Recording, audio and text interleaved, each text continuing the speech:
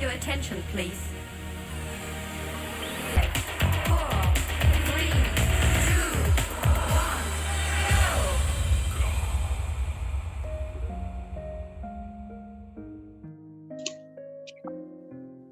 Assalamualaikum warahmatullahi wabarakatuh. Salam sehat dan salam sejahtera untuk kita semua. Dan jangan lupa teman-teman untuk selalu menjaga protokol kesehatan. Perkenalkan, saya Nining Parlina, mahasiswa S3 Manajemen Pendidikan UNJ Angkatan 2020, akan menyajikan materi terkait penggunaan DNA dalam cloning embrio manusia yang dilihat dari perspektif ilmu, ontologi, epistemologi, dan aksiologi. Adapun dosen pengampu kami yaitu Profesor Dr. Endre Barusbati MPD dan Dr. Suryadi. Berikut referensi yang saya gunakan dan juga jurnal-jurnal bereputasi. Nah, teman-teman yang berbahagia, kita ketahui bersama bahwa peran dan kedudukan landasan keilmuan yang secara filosofis terbagi menjadi 3, yaitu secara ontologi, epistemologi, dan aksiologi. Nah, lalu kita pelajari bersama bahwa ontos itu berasal dari bahasa Yunani, artinya ada atau eksis, sedangkan logia artinya ilmu. Jadi, ontologi adalah ilmu yang khusus mencermati atau mempertanyakan apa yang ada di balik segala sesuatu. Nah, kalau kita lihat ontologi dari kata cloning itu sendiri, yaitu cloning merupakan sebuah metode atau cara lain dari reproduksi makhluk hidup yang bersel banyak lewat cara yang baru, dan ini berbeda dengan reproduksi konvensional pada umumnya. Dan kita bisa mempertanyakan juga lebih dalam apa bedanya dengan bayi tabung, bagaimana proses cloning manusia, lalu bagaimana hukumnya, apa saja yang dibutuhkan dalam cloning DNA. Nah, pertanyaan-pertanyaan fundamental ini perlu kita cari tahu lebih dalam untuk mengetahui apa yang ada di balik cloning ini. Nah, kalau kita lihat peran dan kedudukan ontologi dalam perkembangan ilmu pengetahuan saat ini, secara filosofis sebagai pemikir dalam menanyakan dan menjawab persoalan-persoalan yang ada, yang sedang kita cermati, termasuk cloning ini. Lalu berikutnya, ontologi juga berperan dalam menuntut kita lebih berpikir serius, mendalam, lebih original, begitu ya. Lalu berikutnya, ontologi juga menduduki jabatan penasehat dalam memberikan pertimbangan yang sangat matang terhadap ilmu pengetahuan dan teknologi. Jadi secara hukum apakah ini boleh atau tidak digunakan, begitu ya. Nah, kalau kita lihat dari epistemologi, kita tahu bahwa episte dari bahasa Yunani artinya pengetahuan, logos artinya ilmu. Jadi epistemologi adalah ilmu yang khusus mempelajari tentang pengetahuan atau ilmu itu sendiri khususnya, yang berkaitan dengan metode, validitas, ruang lingkup, dan langkah-langkah. Nah, bagaimana metode penggunaan DNA dalam cloning embrio manusia? Sebenarnya hampir sama dengan bayi tabung. Kalau bayi tabung, sel induknya baik sperma, sel ovum, itu diambil kemudian kedua jenis tersebut ditaruh dalam tabung, lalu dikondisikan sehingga menjadi pembuahan atau matang, begitu ya. Lalu kemudian dimasukkan ke dalam rahim induknya. Ini sebenarnya hampir sama seperti itu. Namun bedanya kalau metode penggunaan DNA dalam cloning embrio manusia, ini sel spermanya digabungkan dengan sel dari informasi DNA makhluk lain, begitu ya, atau sel ovum disatukan dengan sel DNA dari makhluk lain. Nah, ini kan perlu dipertanyakan lebih dalam lagi ya teman-teman. Itulah sebabnya cloning juga dikenal dengan istilah rekombinasi DNA. Nah, DNA ini dapat diperoleh dalam darah, rambut kita, sel-sel mukosa di bagian dalam pipi atau dalam mulut, atau jaringan-jaringan lainnya.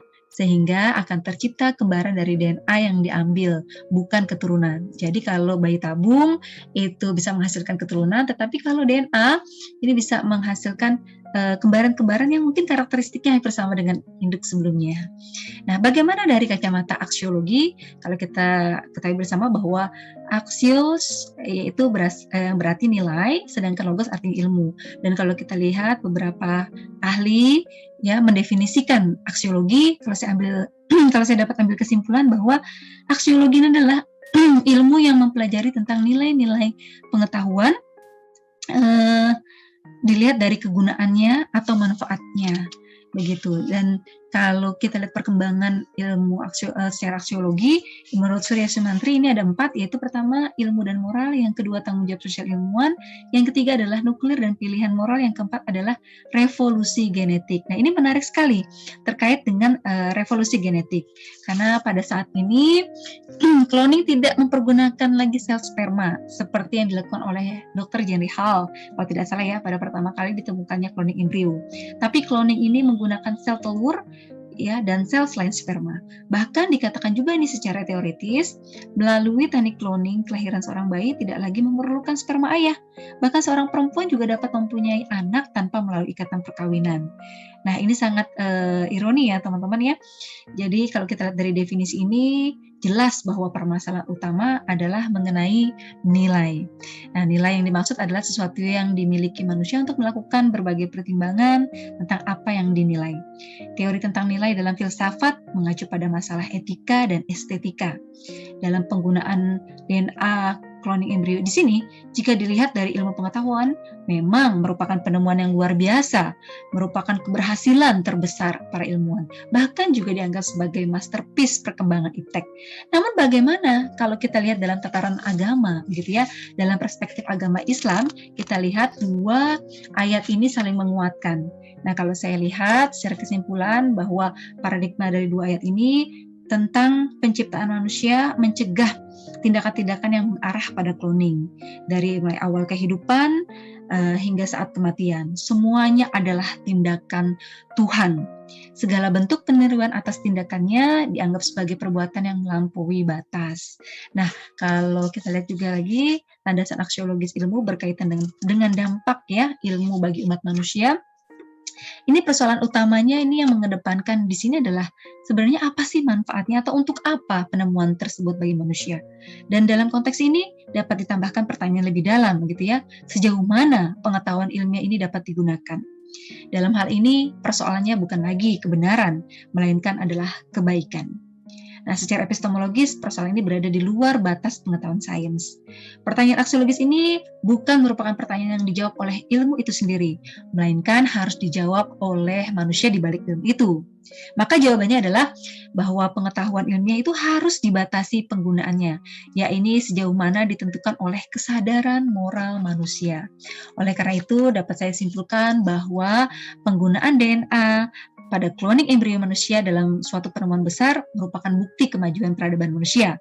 Namun di sisi lain perlu diingat bahwa penemuan tersebut menimbulkan berbagai permasalahan baru, walaupun ada nilai bebas di sana.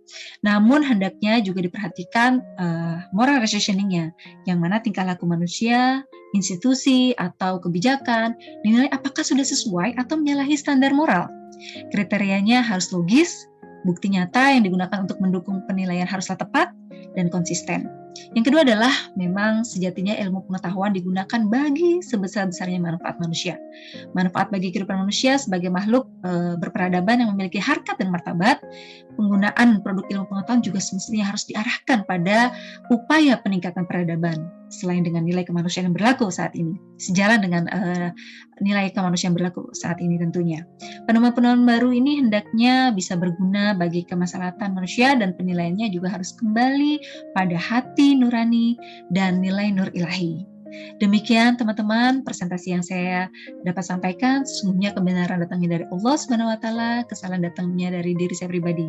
Akhirul kalam saya ucapkan wabillahi taufiq wal hidayah. Wassalamualaikum warahmatullahi wabarakatuh.